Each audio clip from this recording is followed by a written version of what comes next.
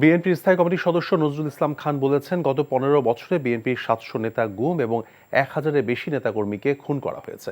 তিনি বলেন, জুলাই আগস্টের আন্দোলনে দেশ স্বৈরাচার মুক্ত হয়েছে, কিন্তু গণতন্ত্র মুক্তি পায়নি। ফ্যাসিস্ট শেখ হাসিনা তার দোসরদের বিচারের দাবিতে জামালপুরের দেওয়ানগঞ্জে জনসমাবেশে প্রধান অতিথির বক্তব্যে তিনি কথা বলেন। সমাবেশের আয়োজন করে দেওয়ানগঞ্জ এবং বকশীগঞ্জ উপজেলা বিএনপি। নজরুল ইসলাম খান বলেছেন, শেখ হাসিনার আমলে যারা নিঃস্ব হয়েছে, বাড়িতে থাকতে পারেননি, চাকরি হারিয়েছেন, তাদেরকে ভুলে গেলে চলবে না। দলের কোষাধ্যক্ষ সাবেক সংসদ সদস্য এম রশিদুজ্জামান মিল্লাতের সভাপতিত্বে সমাবেশে বিএনপির যুগ্ম মহাসচিব হাবিবুল নবী খান সোহেল সহ দলের কেন্দ্রীয় নেতারা উপস্থিত ছিলেন। যা দেখেছি সেটা তো স্বাভাবিক কোনো বিষয় না। যার ব্যথা সেই বুঝে। আজকে একটা বিশেষ কারণে দেরি হয়ে গেছে। বিশেষ কেউ নয় তো যার জন্য দেরি হলো।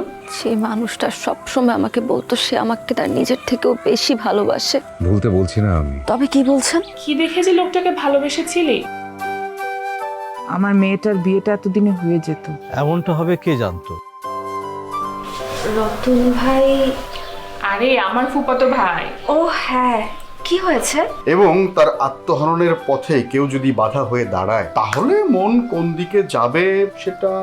তোর বোনের বিয়ে, দায়িত্ব তো সব তোরই। অনেক সময় গাছের ডাল কাটলে গাছ প্রবলতরতে যে বেড়ে ওঠে, প্রেমও সেরকম। আঘাত লাভ করলে দ্বিগুণ শক্তিমান হয়ে ওঠে। Double million offer Walton fridge কিনে পেতে পারেন 20 লক্ষ টাকা, রয়েছে কোটি কোটি টাকার নিশ্চিত উপহার।